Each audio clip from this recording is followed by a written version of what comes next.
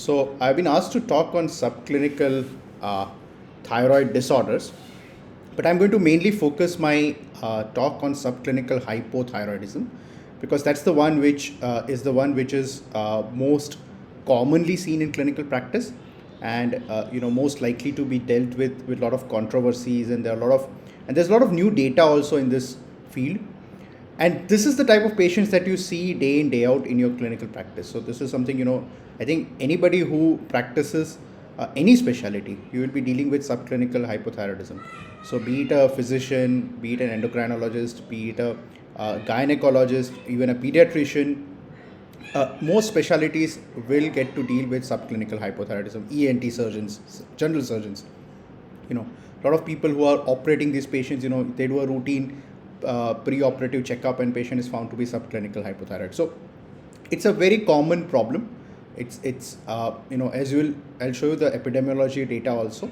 It's a very common clinical scenario, but the most important question is, should we treat this patient or should we not treat the patient? And that's the most important question, and that is what we are going to focus on today in this talk.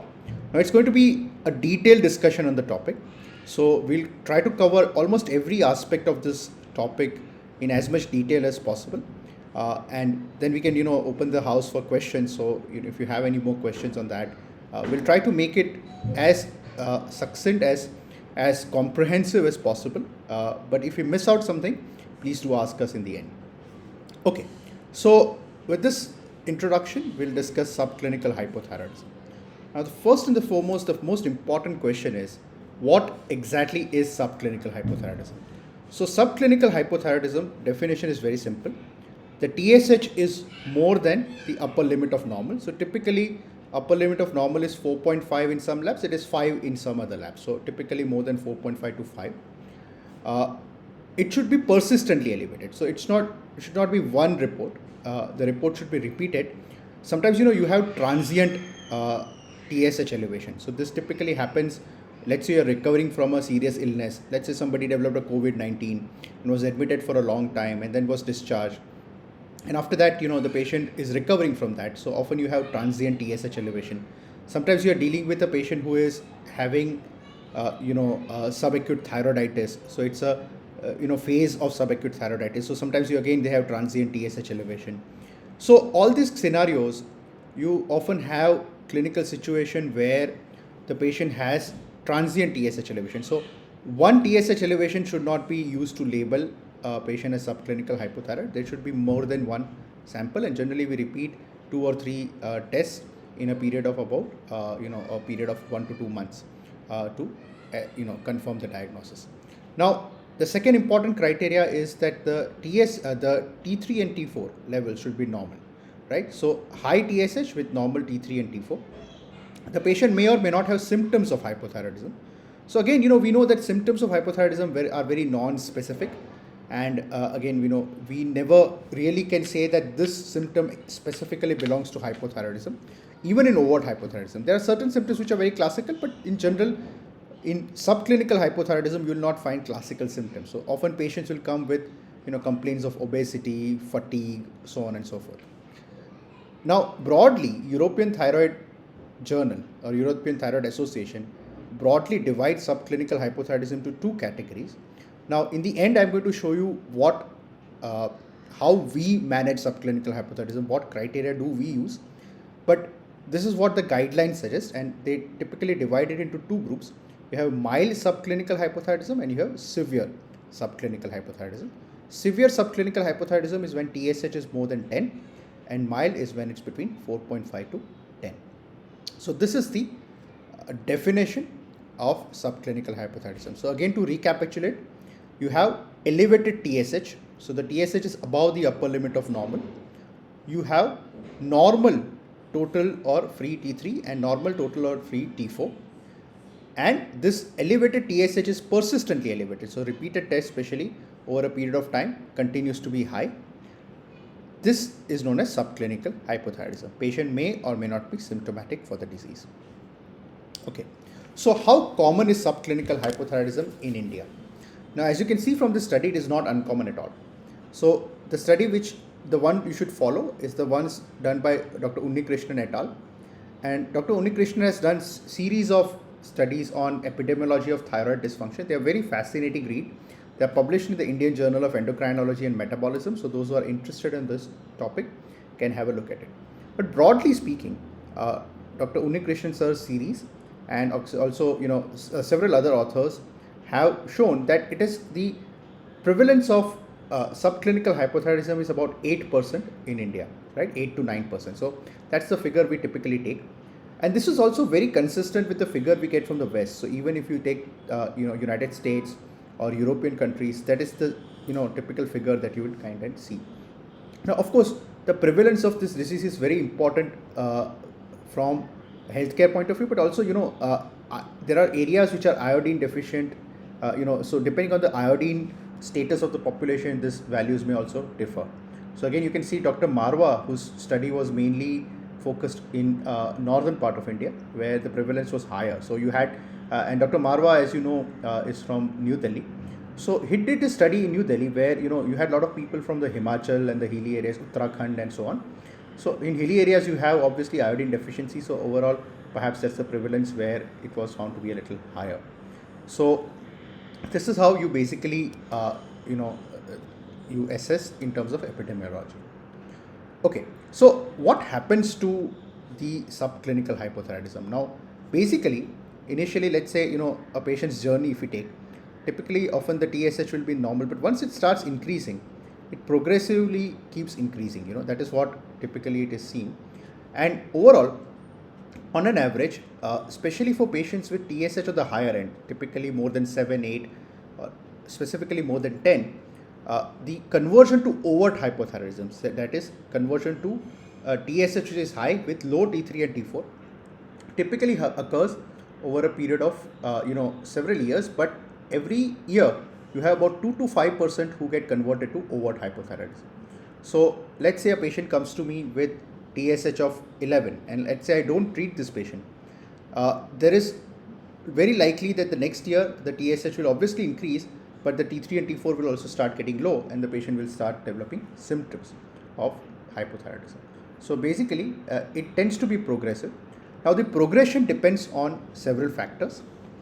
The most important factor on which the progression depends on is the baseline TSH value. So when the patient first comes, if the TSH is higher, naturally if the TSH is higher, the more likely to be further higher is going to be more.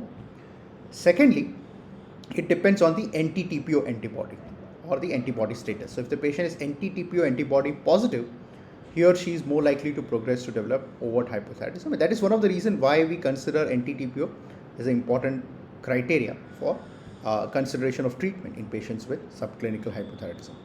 So these are some of the factors on which the conversion of subclinical to overt hypothyroidism depends upon. Okay, so moving ahead, what are the clinical consequences of subclinical hypothyroidism? Right. So these are some of the ones which are listed from the article by New England Journal of Medicine. But let me list some of my own. Right. So the most important is, we'll discuss this in more detail. Most important is coronary heart or cardiovascular disease. Right. So cardiovascular disease is the most important consequence. In fact, this is something which is new, because earlier time, cardiovascular disease was not correlated that closely with subclinical, but now we have so much data available to correlate the high TSH with increased risk of cardiovascular disease. And sort of a sub part to this would be heart failure also. So patients with subclinical hypothyroidism are more likely to develop heart failure. So this is something which is important. We'll of course discuss this in more detail as we go along. Then conversion to overt hypothyroidism. So this I told you, it's about 2 to 5% every year you have patients being converted to overt hypothyroidism. So that's another consequence of subclinical hypothyroidism. Then you have neuropsychiatric symptoms. So you have symptoms of depression, fatigue, anxiety, so on and so forth, right? So these are some of the neuropsychiatric symptoms. So some of these patients can have neuropsychiatric manifestations. Fertility is an important consequence, especially in young women. So women, they can have reproductive abnormalities, they can have infertility, they can have recurrent first trimester abortions. So these are all important clinical consequences of subclinical hypothyroidism. So these are some broad clinical aspects of subclinical hypothyroidism, and of course we'll discuss some of these in more detail as we go along. Okay, so yeah, so these are some of the consequences. Now let's look at a case, and based on this case we'll try to kind of investigate this further, and we'll take this case further. So let's say we have a 53-year-old diabetic woman who presents with fatigue and mild depression. The physical examination is unremarkable. There is no goiter. The lab findings include hemoglobin, normal levels of HP, creatinine and blood sugars. The total cholesterol is 255, triglyceride is 190. And what's not mentioned here, let's put something here. Let's say the LDL level is 160. Okay, TSH is 7.9 with normal free T4. Now, how would you further evaluate this patient and how would you manage her symptoms, right? So this is the broad thing, right? So this is where the question really begs to be asked is, would you treat this patient with subclinical hypothyroidism, and would you not treat, or would you not treat this patient, right? So broadly speaking, these are the options you have. You could of course treat this patient, you could reevaluate this patient after 3 months, you would consider some further investigations, or you'll just ignore this as not significant. Now the first important thing you have to consider, the actual right answer for this would be to reevaluate this patient, right? As we already discussed, whenever you are dealing with a patient with subclinical hypothyroidism is, you should not always see it in isolation. You should always see it that it could be a part of a transient phenomenon. So it's always a good idea to repeat the TSH before you consider treatment. There's no hurry to treat this patient. There's no emergency. You can always repeat the TSH after a few months, and then you can reevaluate this further. So the idea would be to have a persistently elevated TSH. Now, what could be the other differential diagnosis of elevated TSH? Let's take this case, right? So one is of course, you have normal free T3 with high elevated TSH. Now this could be obviously subclinical hypothyroidism, right? So that is the most likely diagnosis. It could be because of something known as, there are something known as heterophile antibodies. We'll tell you about this in a minute, and this is something known as HAMA. Okay. Then there could be something which is known as macro TSH. It could be part of adrenal insufficiency. Patient could be having an adrenal insufficiency, right? Maybe patient could be having transient TSH elevation, so because of either non-thyroidal illness syndrome, or it could be part of subacute thyroiditis which is resolving.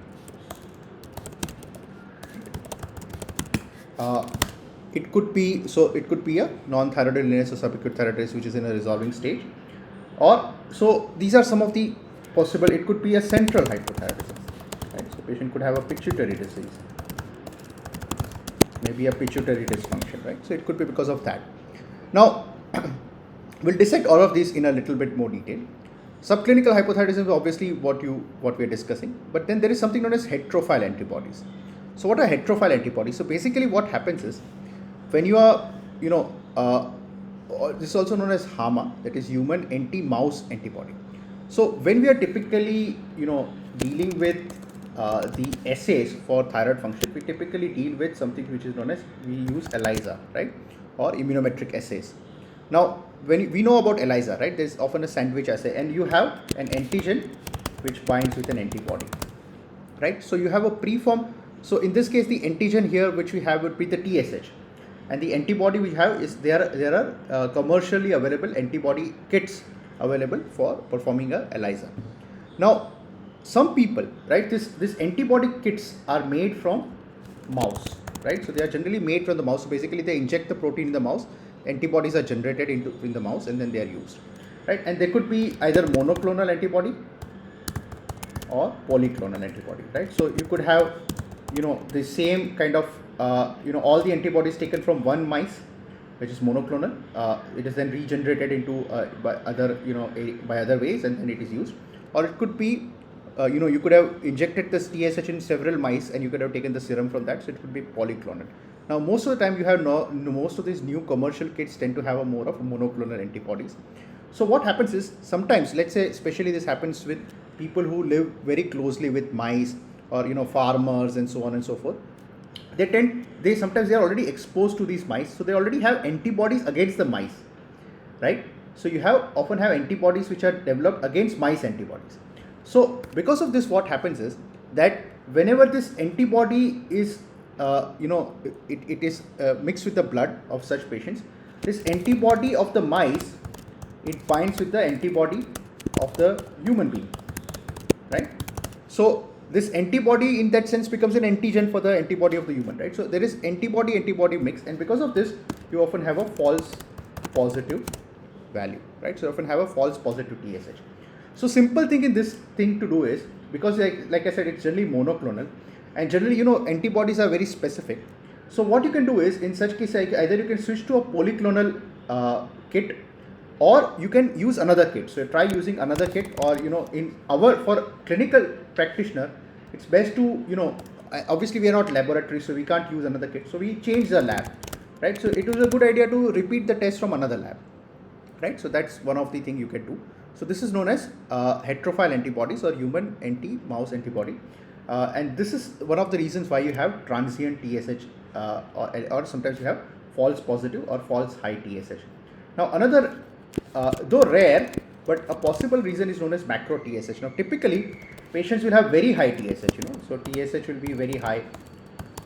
Often the TSH values will be more than 100, right? But T3, T4 will be normal, right? And the patient will completely be asymptomatic, right? So there is no symptom. Now, when you think that TSH is 100, patient should be symptomatic, but patient is completely asymptomatic. This could be because of something known as macro TSH. So here what happens is, you have IgG which binds with TSH, and so there are autoantibodies. So this is basically a form of autoantibody. So you have some IgG antibody which binds with the TSH, and because of this binding of antibody with the TSH, you have clumps of TSH which is formed. So you start developing clumps, and these have a long half-life, so they are not removed from the circulation, and because of this you tend to have high TSH. So you have false high TSH. Now again, if the clinical scenario does not match, you can talk to the lab, and what labs do, they use PEG precipitation. So they use a PEG, polyethylene glycol, and with this they precipitate the antibody, right? So they precipitate the antibody, and then you have the clearer view. Similar thing is also seen in macroprolactin. So some people have false high prolactin. That is also because of similar situation. Then of course, looking at some people have adrenal insufficiency that can have a TSH elevation, and central hypothyroidism, pituitary illness and all can also produce high TSH. So when you have a pituitary illness, typically you will have free T4 which is low, right? You will find free T4 which is low, but TSH is often either low, normal, or mildly elevated, right? So again, this is something sometimes you have patients just the TSH is done, and the patient has central hypothyroidism, and you start the patient on treatment, the patient could actually get worse.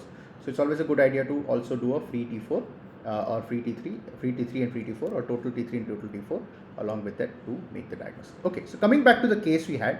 So in this patient, what you would have done is you would have actually repeated the thyroid function, and let's say on repeating the thyroid function, the next value comes to, let's say, 8 instead of 7.9. So it's definitely high, right? So what would you do next? So that is what we'll try and explore. So what do the guidelines say about these cases? So if you talk about European Thyroid Association guideline, ETA guideline says specifically for such patients is that even in the absence of symptoms, replacement therapy with levothyroxine is recommended for younger patients meaning less than 65 with TSH more than 10. Now remember, this patient has TSH less than 10, so this guideline does not completely apply, but we'll discuss this. And the Indian Thyroid Society also has similar guidelines that all patients with TSH more than 10 should be treated. But what about patients with TSH less than 10? And that is what applies to this patient. So the guidelines say that in younger meaning less than 65 years of age, if the TSH is less than 10 with symptoms suggestive of hypothyroidism, a trial of levothyroxine therapy should be considered. What it also says, and what most guidelines say, is that if the TSH is if the age of the patient is more than 65 years, then you should not treat this patient, and we'll discuss this in a few minutes. Also, patients with persistent subclinical hypothyroidism or patient having nodular or diffuse goiter. So let's say patient has a goiter, then definitely you should consider treating the patient with levothyroxine. Again, Indian Thyroid ITS guidelines also has similar recommendation. They also say that patient has symptoms. So this patient has fatigue, right? So fatigue is one of the symptoms. So fatigue or if the patient has high titer of antibodies, or patient has a goiter, or patients with cardiovascular risk factor, all these things you should consider treating this patient, because elevated TSH has association with high cardiovascular mortality and increased cardiovascular risk. So in this case, again, the patient fits into the criteria, as you can see in this case, and hence perhaps this patient would merit a treatment. So overall, when would you consider treating a patient with TSH between 4.5 to 10? If the patient has symptoms, so let's say fatigue, weakness and all, right? Patient has a goiter, patient has TSH elevated 2 times, typically more than 8, so persistently it's more than 8, you should consider treating. If the patient has anti-thyroid antibody, if the TSH continues to progressively increase, patient preference, sometimes patients want to be treated. Younger patients, so younger the patient, more likely to treat. Patient has cardiovascular risk factors, smoker, patients with dyslipidemia, patient who is pregnant or planning for pregnancy, which is not the case here, or patient has infertility or ovulatory dysfunction. So all these conditions, if you have, you should perhaps consider treating the patient rather than not treating them. Okay, again, moving ahead, the guidelines. So this is a chart taken from New England Journal of Medicine. Again, this is a very nice review article in NEJM published in 2017 about subclinical hypothyroidism. You can read that. It's an excellent work. So again, ETA we already discussed what European Thyroid Association says, but what about American Thyroid Association? So ATA guidelines are very standard. They say if TSH is more than 10, you should definitely treat this patient without a doubt. Treat the patient, right? But if it is between 4.5 to 10 or less than 10, in that case, they say that if the patient has symptoms, positive antibody, evidence of atherosclerotic cardiovascular disease, heart failure, or any associated disease, you should consider treating this patient. So that is what ATA says. Again, very similar to what European Thyroid Association says. Okay. What are the clinical consequences and what are the associations? If we talk about progression to overt hypothyroidism, TSH more than 10 is definitely, there is a strong relation, but there's also relation with this value of TSH. If the patient has symptoms, again, you have more stronger association here. And if you talk about surrogate markers of cardiovascular disease, specifically LDL, again, stronger association is with TSH more than 10. Now here is where we'll discuss a little bit more about cardiovascular disease and subclinical hypothyroidism. Now, there are several studies which are done over a period of time, right? And there is a meta-analysis of several studies. What they've done is they have taken the population sample of TSH more and then they've looked at it and they've taken a lot of studies together and they've tried to collaborate. And what typically they've found is that when you have TSH typically between the ranges of typically more than 10, you have hazards ratio of about 1.89 of cardiovascular mortality, right? So if you have a TSH of more than 10, you are more likely to have cardiovascular disease, and this is statistically significant, right? Again, if the TSH is between let's put it between 6.5 or between 6.9 or let's say 7 to 9.9, right? Typically, again, you have increased cardiovascular risk, and this is also significant. But in patients with TSH of less than or 4.5 to 6.9, you have slight increased risk, but this is not significant, right? So this is not significant. So overall, if you say TSH more than 10, high TSH is associated with increased cardiovascular risk. 7 to 9.9, there is increases, and this risk is mainly in younger patients, less than 65 years of age. And if it's 4.5 to 6.9, you do not have an increased risk. So again, this group of patient, there is no cardiovascular benefit, but these two group of patients, there is going to be some cardiovascular benefit of treating these patients. Okay, so this is from the cardiovascular point of view. So again, remember, when you're treating subclinical hypothyroidism, you should also consider cardiovascular disease as an important consequence, and that is also something you should keep in mind. Okay, so let's look at some of the data again. You can see this is study done from UK General Practitioner Database again. So they took about 4,000 patients more than 40 years of age with TSH of 5 to 10. They excluded these patients on treatment and all these other things, right? And they followed up these patients for about 8 years. And what they found was 52.9 and 49.9 were treated with levothyroxine on follow-up. They analyze the outcomes of these patients, and here you can see the outcome, right? So the hazards ratio, you can see the patients not on treatment and patients on treatment in terms of cardiovascular death, right? Cumulative cardiovascular events, and again, as you can see, this is statistically significant. So patients, on treatment with levothyroxine had 40% less cardiovascular events compared to those patients not on levothyroxine treatment, right? Again, if you see in terms of all-cause mortality, again, you can see the hazards ratios. Again, there is about 40% less all-cause mortality in patients on treatment versus patient not on treatment, right? And fatal cardiovascular events, again, you can see the difference, but this is not statistically significant. So this is for patients more than 70 years of age.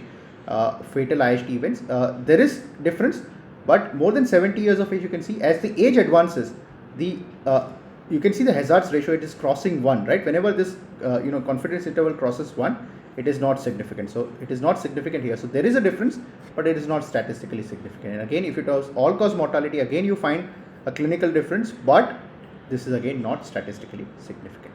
So overall, what we can conclude is from this set of data is that you have younger patients with subclinical hypothyroidism. There is, if you treat them, there is reduced cardiovascular mortality.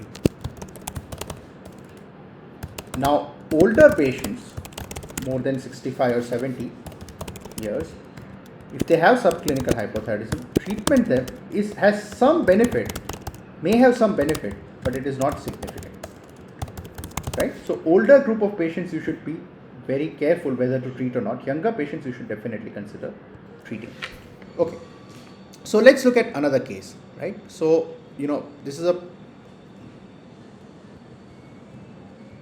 so case 2 is a 16-year-old girl who comes with menorrhagia to a gynecologist, and then she's referred to an endocrinologist. Her TSH is 8 and all the gynecological evaluation and scan and etc. are normal. Should you consider treating this patient with levothyroxine? Well, this case, remember, subclinical menorrhagia is an important clinical manifestation of subclinical hypothyroidism, and definitely patient having menorrhagia, they should be treating. So where does this fit into it? This is again, you are looking at a young patient with TSH less than 10, but patient is having symptom, and the symptom here is menorrhagia. So again, this condition, always remember this as a thumb rule, you should always try and remember this, right? Hypothyroidism is associated with more bleeding tendency,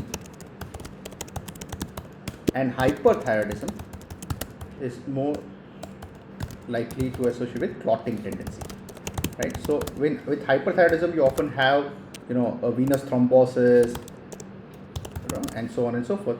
Here you tend to have menorrhagia and so on. So these are very common symptoms of hypothyroidism. Okay, so overall, subclinical hypothyroidism definitely has link with menorrhagia. This has been studied and it's been shown in several studies across the world, and of course in clinical practice also this is something we have seen.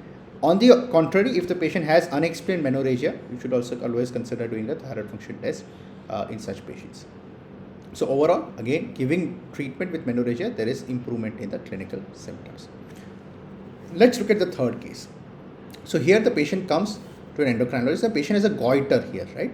So the TSH is 7.4 and the patient was symptomatic. So patient has, let's say a goiter. Should the treatment be initiated? Again, remember this point, TSH is less than 10. It's a young, we don't know the age of this patient, but TSH is less than 10. But patient has a goiter. If the patient has a goiter, again, treatment should be initiated. It is very clear, right?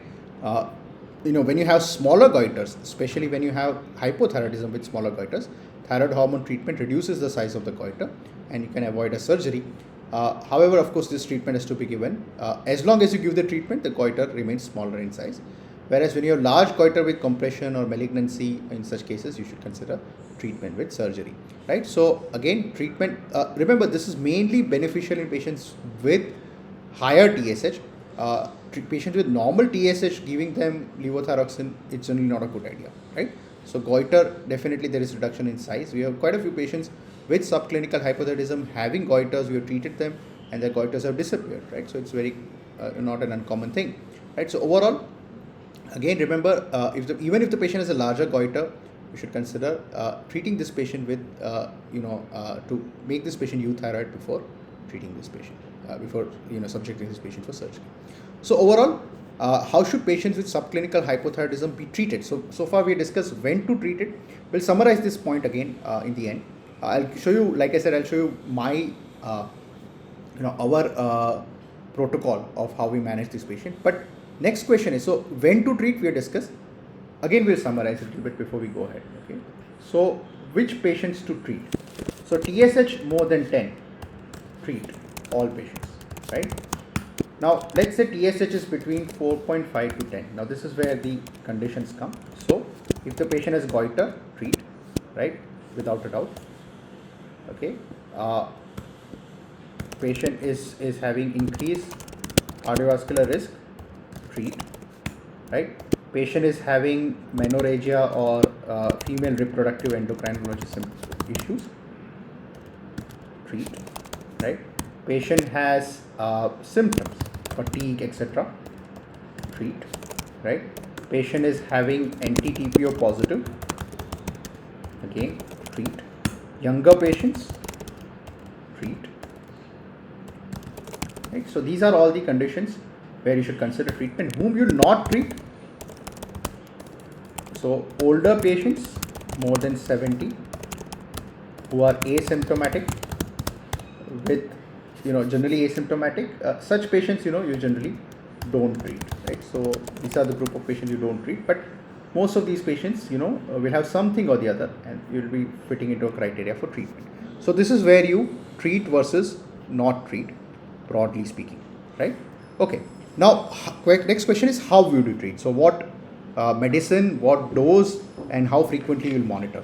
So obviously the drug of choice is levothyroxine, right? Levothyroxine is the standard treatment for subclinical hypothyroidism. You can start the treatment in two ways. Either you can start with the lowest dose, that is 25 to 50 microgram, and then you can up titrate the dose. This is especially done in patients who are older and patients with cardiac disease. You should start lower dose of levothyroxine. But patients without any cardiac dose or cardiac disease or young patients, typically you can start with full therapeutic dose, which is 1.6 microgram per kg, but European Thyroid Association recommends 1.5 microgram per kg. But what we do, we use 1 microgram per kg, right? So for subclinical hypothyroidism, we typically start patients on 1 microgram per kg. So let's say you're a 75 kg person, we start the patient on 75 microgram, right? So that is typically what we treat this patient, right? Now what you do, we typically repeat the thyroid function test at 6 weeks to 2 months, that is 6 to 8 weeks. You should try to reach the TSH in the lower limit of normal, less than 2.5. That should be your, try to aim at that level. And in elderly, of course, subclinical hypothyroidism you need to be more individualized, but typically older patients, we target a TSH of 3 to 6. So that is where we try to target the TSH, right? So for older patients, don't try to over treat this patient because they'll get more harm from over treatment than for under treatment. Okay, so again, typically if you see the ETA guidelines further, if the thyroid function is normalized, then you don't of course need to further increase the dose of the medication. And patients having persistent subclinical hypothyroidism, you should at least once you have things under control, then you can check for the 6 monthly for 2 years and then yearly thereafter. So overall, and once patient who are commenced on treatment, then serum TSH has to be monitored at least annually. Okay, so these are the broad recommendations from ETA, but I'll tell you what we do. So this is our chart, right? I think this is the one which you need to pay attention to. After this, I'll also show you some notes on this topic, and we'll also discuss some other details on this topic. So and we'll then of course open for questions. So how we treat patients with subclinical hypothyroidism, when do we treat it? So first of all, female with infertility, pregnancy, these are separate issues. So I will discuss, this requires a separate discussion all in all. But let's take other patients, not those not having infertility, not planning for pregnancy, not pregnant already. First, we look at the TSH level. Now, if its TSH is more than 10, definitely treat all the patients. If the TSH is between 7 to 9.9, we look at the age of the patient. If age is less than 70 years, we don't think about it, we treat. So if the TSH is 7 to 9.9 with age less than 70, we treat it. Of course, the guidelines, we saw so far that, here and there, but in our practice, we treat this patient because this is a group which typically progresses to develop overt hypothyroidism more or less. Now, if it is equal to 70 or more than 70 years of age, then you treat selected patients. So you see patients, which patients you need to treat, again, cardiovascular risk of the patient, symptoms of the patient, so on and so forth. Now, the third category is when TSH is between 5 to 6.9, right? Again, look at the age of the patient. If it's more than 70 years, this group of patient does not require treatment. Why? Because typically in older age groups, especially more than 70, TSH of up to 6 or 6.5 may actually be normal for this age, right? So you don't treat unnecessary these group of patients. But if it's less than 70 years of age, we look at several things. We see if the patient is having antibodies, we see if the patient is having goiter, we see if the patient is having chronic kidney disease, something important. We see if the patient is having high cardiovascular risk. If you have all these factors, or any of these factors rather, you should consider treatment. But if you don't have any of these factors, you may not treat this patient, you can follow up this patient closely, right? So this is what typically we practice in our clinical practice. Now coming to this point of CKD, and this is something we missed out, this is something very important, right? Now, and a lot of people, so I'll tell you today's case. So let's say today we had this middle-aged man, we saw this patient today. So this is a middle-aged man. He's a doctor himself, right? So he's a doctor, he's a family doctor, family physician. He underwent total thyroidectomy, right, for papillary thyroid carcinoma. So he had a papillary thyroid carcinoma. He underwent a total thyroidectomy. Now, typically, such patients, we call the patient back after 2 months. Generally, we do a radioactive iodine scan to look for any residual, lesion, etc. And if the patient has a residual lesion, we do an ablation, right? But this patient did not have any residual lesion, so we didn't worry too much about it. So we do a total thyroidectomy. After 2 months, we start the patient on levothyroxine, right? So we generally start the treatment after 2 months. We wait for 2 months specifically to do a radioactive iodine scan in selected patients, right? So, after 2 months, we typically start the patient on levothyroxine. Now, this patient of ours, he was diabetic, hypertensive, and he's having early grades of CKD. So basically his creatinine was about 1.2, EGFR of about 45-50, right? And he is so typically that urine microalbuminuria positive, right? ACR positive. So this is the profile of the patient. But today, if you see his creatinine, it was 1.7, right? Now, we didn't worry too much about it, because once you start the patient on levothyroxine and we repeat this after 2 months, you'll often find the TSH, CKD, creatinine going back to 1.2. So remember this, that patients with CKD having subclinical or overt hypothyroidism, treatment with levothyroxine actually normalizes the creatinine in a lot of these patients, right? So brings the creatinine normal. So again, patients with chronic kidney disease already having CKD with subclinical hypothyroidism, you should definitely treat this patient, because it helps to bring the creatinine down, improves the renal function.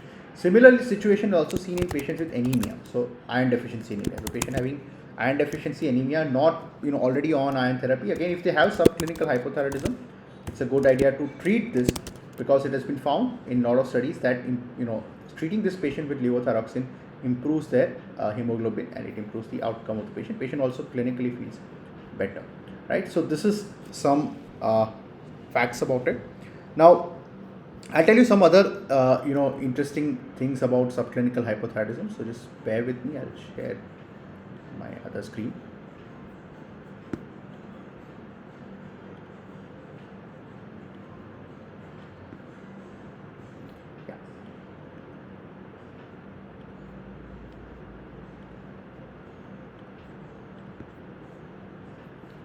Right. So, these are some of the notes. We'll be publishing this very soon on our website, which is endocrinology.co.in. So, if you have not seen this is our website. Right. So, endocrinology.co.in, you will find all the notes in endocrinology, and we'll publish the notes on subclinical hypothyroidism under preparation. I mean, there are certain editing things required. So, we'll publish this soon, right? So this is the point we made. We talked about differential diagnosis of subclinical hypothyroidism, so heterophile antibody, macro TSH, recovery from secure thyroid syndrome, TSH producing adenoma, this is something we missed out, central hypothyroidism, obesity, we'll discuss this in a minute, resistance to thyroid hormones, a very rare condition. We have seen quite a few of these cases, very difficult to diagnose and treat. SA variability, rheumatoid factor, sometimes you have RA factor which can sometimes cross react, leading to false positive values, right? So these are some of the things you have to. We talked about heterophile antibodies, right? So this is the thing. The similar things, can be also seen with HCG and TSH and all that. We already discussed this. And rheumatoid factor is a form of heterophilic antibody. It's a form of an antibody, and it cross reacts with animal antibodies. Sometimes you can have false positive values in patients with rheumatoid factor positive. Right now, this is one very important thing: obesity and its link with high TSH. So typically, obesity is associated with increased leptin levels, right? And this increased leptin tends to increase the TRH level, which increases the TSH. So typically, patients who are obese tend to have higher TSH value, right? So it is not so this is where, a lot of patients come to us and say that, I am obese because my TSH is high. And if you see that TSH, typically the TSH will be something like, patient will have, let's say, BMI of 32 or something, and the TSH will be 5.4 or something, right? So remember, obese patients, if you see this cutoff, right? So BMI based cutoff, if the TSH is less than 20, typically the these are the normal values. But if you see, as the BMI increases, the normal range also is increasing. So typically, if you have BMI of 30 to 39, you tend to have a TSH of 0.5 to 5.9, maybe normal, right? So this is a normal range for this group of patients. And of course, if you have more than 40, you tend to have typically TSH as high as 7.5. So always remember, TSH has correlation with the BMI. So again, take a screenshot of this if you want to, and remember, this is a very important point. Again, we talked about consequences. Yeah, another thing is, NASH and NAFLD. So non-alcoholic fatty liver disease also has correlation with subclinical hypothyroidism. So patient with subclinical hypothyroidism tend to have NASH or non-alcoholic fatty liver disease. Yeah, one more. So this is the meta-analysis we are talking about, right? So see more closely, right? So if you see the correlation between the TSH level and the cardiovascular mortality. So like I talked about, CHT events, if the TSH was more than 10, you had 1.89 hazards ratio. That is very high increase, almost double the cardiovascular risk compared to normal person. And the confidence interval, like I said, it should be on one side. So you can see from this forest plot. So it's on one side of the forest plot, and it means that patient is having this statistically significant. Again, if you see in terms of CHT mortality, again you will find it is statistically significant, and on one side, and also 7 to 9.9 there is increased mortality, right? Total mortality, there is no difference. So this is a study which is a big meta-analysis done by Rodondi et al, right? And this is a very important article for that. Okay, yeah. One more thing, which we did not discuss in too much detail, but we touched upon it, is the LDL value, right? So remember, LDL tends to have correlation with subclinical hypothyroidism. So if you have patients with high LDL and with subclinical hypothyroidism, if you treat this patient with levothyroxine, the LDL level often comes back to normal, right? So sometimes it and definitely reduces. So again, this was one of the theories why patients have benefit with treatment with levothyroxine in terms of subclinical hypothyroidism. Yeah, so it is very well known that subclinical hypothyroidism is associated with elevated LDL-C level. It's a very well known factor. Yeah, and this is interesting. This is from the New England Journal of Medicine guidelines, New England Journal of Medicine article on this, and they talked about the sort of an algorithm for treatment. It's very similar to our algorithm. So let's say you repeat the TSH after 2 to 3 months along with anti-TPO antibody, right? If TSH is more than 10, again more than 7, less than 70, you treat this patient, very similar to what we suggested. More than 70, again they have recommended that you can give a clinical trial of treatment. Some of these patients you don't treat, right? And of course TSH is less than 10, right? You look at the TSH is between 7 to 10. Again, 7 to 10, generally no treatment. They do not suggest any treatment in this group of patients, but of course you in certain situation you can give a clinical trial. And of course 4.5 to 7, they don't suggest treatment, except again you have certain situations where you treat. Certain situations, of course, being like we discussed, antibody positive, goiter, etc. Right? Okay, so these are some of the things we discussed, and yeah, this is our guideline or our recommendation, you can say, for that, right? So this is all we have on subclinical hypothyroidism.